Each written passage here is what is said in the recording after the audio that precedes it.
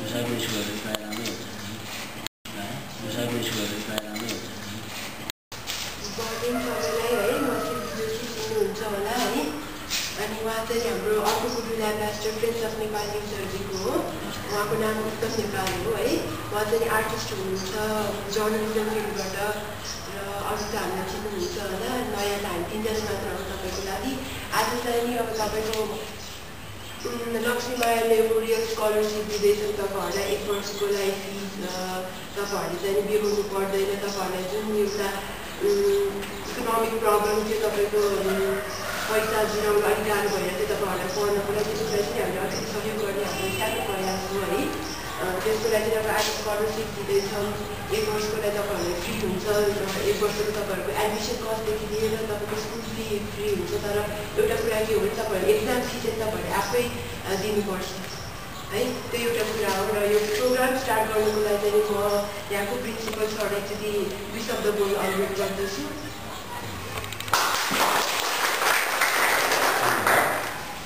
यो rotary club of पाटनको सब्जेक्टमा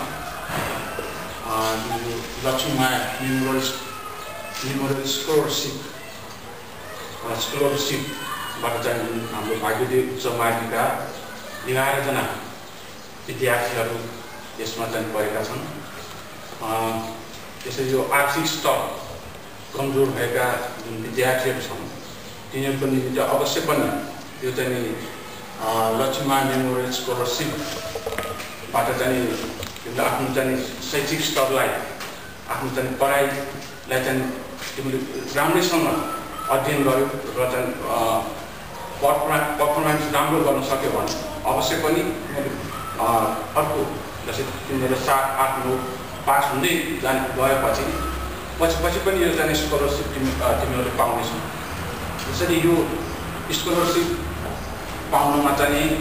हाम्रो भाग्यदेव उच्च माध्यमिकमा यो स्कलरसिप उपलब्ध गराउनमा निमित्त अरू पनि सहयोग पाउँछ वास्तवमा हाम्रो स्कुलमा थुप्रै किसिमका यस्ता चाहिँ यो संस्थाहरूले माया गरेर हामीलाई यसको चाहिँ स्कलरसिप चाहिँ उपलब्ध गराएको छ जस्तै अब रेस्टमा पनि गएका छन् कोही यो चाहिँ अब लक्ष्मी मेमोरियल स्कलरसिप अमर थुप्रै किसिमका स्कलरसिप स्कुलबाट प्राप्त गरिरहेका छन् अवश्य पनि उनीहरूले यो स्कलरसिपको कारणले गर्दाखेरि विद्यार्थीहरूको चाहिँ जुन चाहिँ प्रतिभा प्रस्फुटनमा उनीहरूको चाहिँ लगनशीलतालाई निरन्तरता दिन्छ र उनीहरूले मेहनत गरेर चाहिँ यसमा आफ्नो चाहिँ सिपको विकास पढाइ हरेकमा चाहिँ राम्रो गर्न सक्यो भने आफ्नो भविष्यलाई उज्जवल पार्नेछन् यति भन्ने म चाहिँ 2 शब्द आउँछ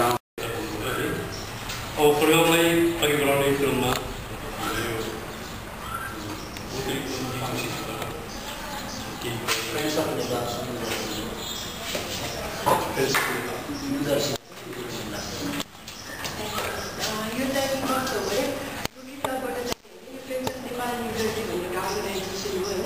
यसले चाहिँ विशेष गरी चाहिँ हाम्रो बालबालिकाहरूलाई स्पोन्सर गर्नेदेखि लिएर अनि तपाईँको महिलाहरूलाई जागिर आय आर्जनको लागि काम गरेर एउटा पैसा आउने एउटा स्रोत बनाइदिने हो है friends of Nepal main objective भनेकै तपाईँ यो बच्चाहरूलाई जसलाई चाहिँ आर्थिक स्थिति एकदम कमजोर छ उहाँहरूलाई चाहिँ हामीले अलिकति छात्रवृत्तिको सहयोग गरेर एउटा स्कलरसिप छात्रवृत्ति प्रोभाइड गरिदिने हो है र यसमा चाहिँ एउटा कन्डिसन कस्तो हुन्छ भने तपाईँहरूले चाहिँ नि every year final board exam हुन्छ नि त्यसमा चाहिँ फर्स्ट डिभिजन ल्याउनु भयो भने तपाईँको अर्को वर्ष तपाईँले अहिले जति स्कलरसिपमा अमाउन्ट पाउनु भएको छ त्यसको पैसा तपाईँको बढ्छ है त्यस्तो हुन्छ यदि तपाईँले फाइनल एक्जाम टर्ममा तपाईँ फेल हुनुभयो भने हामीले अर्को वर्ष तपाईँहरूलाई स्कलरसिप प्रोभाइड गर्दैनौँ यो चाहिँ तपाईँहरूको मेहनतमा भर पर्छ अब तपाईँहरू मसँग पैसा छैन म कसरी पढ्ने भन्दा पनि अब मलाई त्यसरी सर्भिस प्रोभाइड गरिदिएको छ म पढ्नुपर्छ म राम्रोसँग पढ्छु भनेर चाहिँ तपाईँहरूले अगाडि बढ्नुपर्छ पढ्नु त एकदम राम्रोसँग पढ्नुपर्छ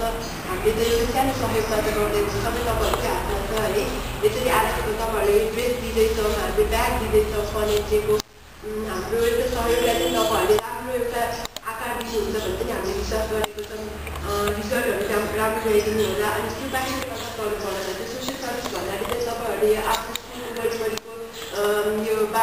सफा गर्नेदेखि लिएर अब यहाँनिर के केलाई थिएन भनिरहेको छ भने त्यहाँनिर सहयोग गरेर हुन्छ कि अनि यो टेम्पल्सहरूलाई तपाईँले सफा गरेर त्यसरी चाहिँ एउटा प्रोग्राम गर्नुपर्छ। महिनाको 2 चोटि तपाईँहरूले गर्नैपर्छ, नत्र तपाईँको छात्रवृत्तिमा आउने पैसा चाहिँ रोक्नुहुन्छ। यो चाहिँ तपाईँहरूले समाजलाई सहयोग गरिरहेको छु भनेर एउटा देखाउनुपर्ने एउटा चिज हो है। र आज यो स्कलरसिपबाट चाहिँ म एउटा आश गर्छु कि तपाईँहरूले राम्रो पढ्नुहुन्छ, तपाईँहरूको भविष्य राम्रो हुन्छ होला र तपाईँहरू 11 जनाले पाउनु भएको छ र अगाडि पनि तपाईँहरूको रिजल्ट राम्रो होस् भन्ने म कामना गर्छु। धन्यवाद। यसै क्रममा अब हामी यो स्पिच दिनको लागि गुडविल एम्बेसडर उत्तम नेपाली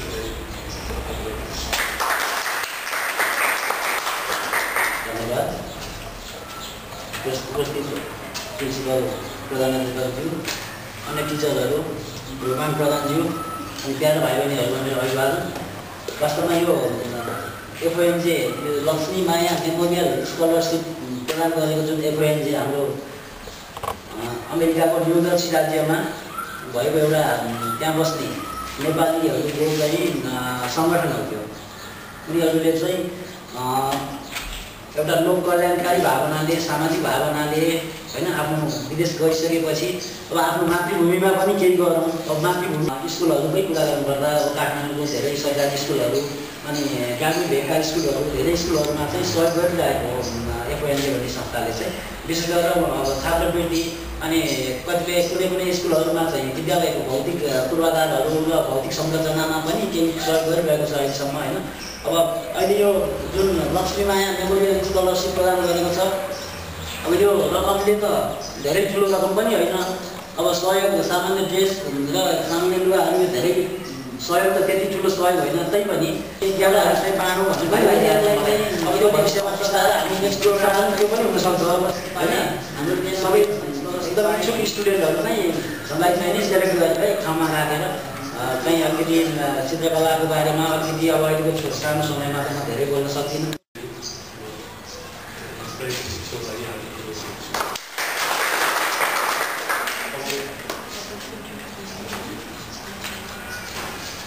यो छात्रवृत्ति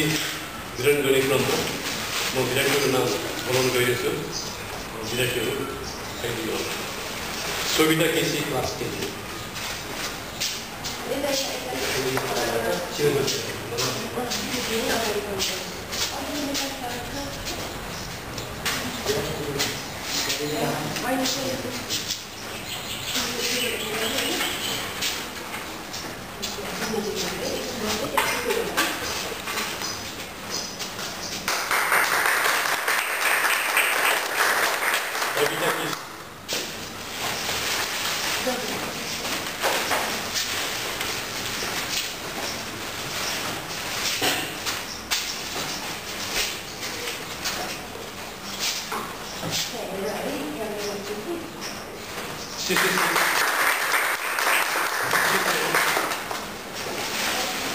मकर मैं काफी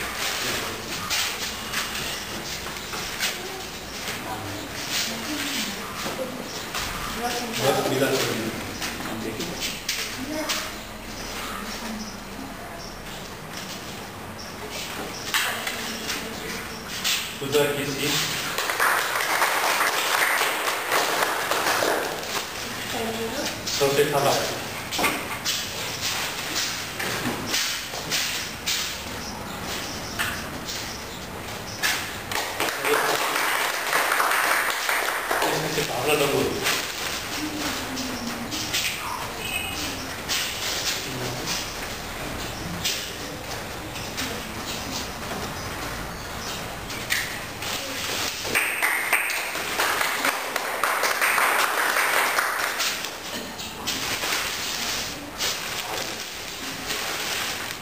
भावना डम्बोल पछि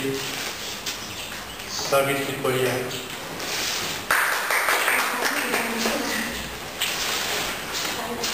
सावित्री परियार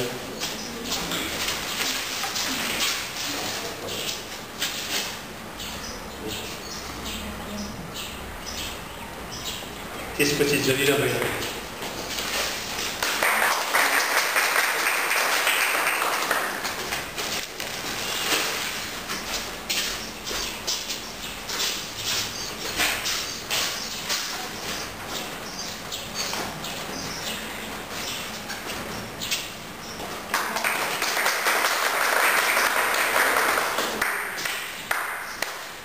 छात्रवृत्ति वितरण सम्बन्धी यो ड्रेस स्कुलको युनिफर्म ड्रेस वितरण कार्यक्रम छ। अब ब्याग डिस्ट्रिब्युसनको लागि म उत्तम सरलाई हार्दिक अनुरोध गर्छु। कविता केसी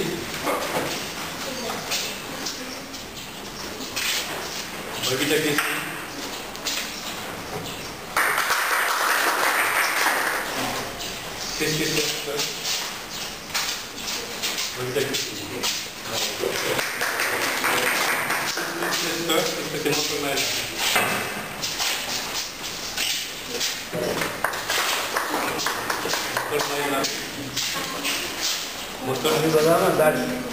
मकर मायापति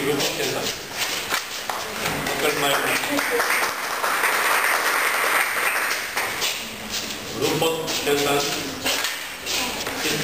पड़िया रूपक रसमिला पड़िया प्रतिष्ठा किसी रसमिला पड़िया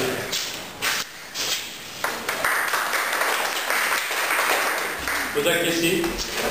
के सबके साथ पूजा किसी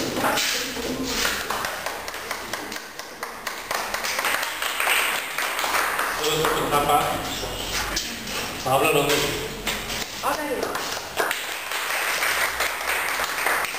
भावना डम्बोल पछि सावित्री परियार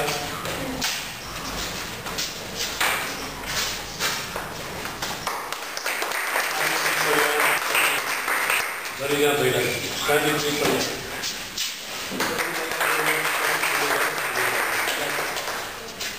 सदन जलिरा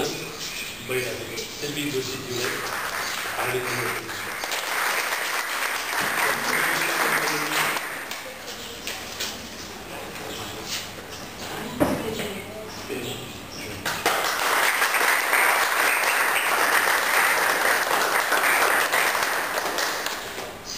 धन्यवाद विद्यार्थी सबै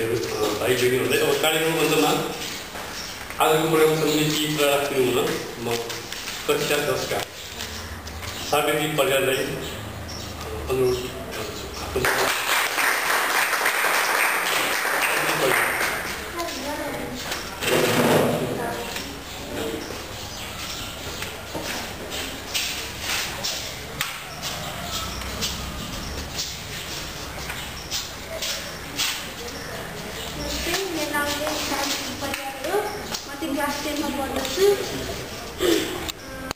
आज यस प्रोग्रामको लागि सबै आइदिनु धन्यवाद। यहाँ उपस्थित हुनुभएका हाम्रा गुरुज्यू र साथीहरूलाई धन्यवाद जनाउँदै यो स्कलरसिप चाहिँ मलाई चाहिँ साह्रै मन परेको हो, किनकि मेरो घरमा मलाई पढ्नको लागि आर्थिक कुराहरू धेरै कमजोर थियो अनि मेरो दिदीबहिनी धेरै भएकोले अब उनीहरूलाई पनि पढाउनुपर्छ, त्यसैले उहाँले यो अवसर दिनुभएकोमा उहाँलाई धेरै आभारी अनि धन्यवाद जनाउँछु। स्कलरसिप अन्तर्गत सहयोग गर्ने सबै महाशयहरूको साथसाथै यहाँ आउनुभएका सबै ध्रुव सर, सिपी जोशीज्यू, उत्तम सरलाई धन्यवाद दिन्छु र आजको यो प्रोग्राम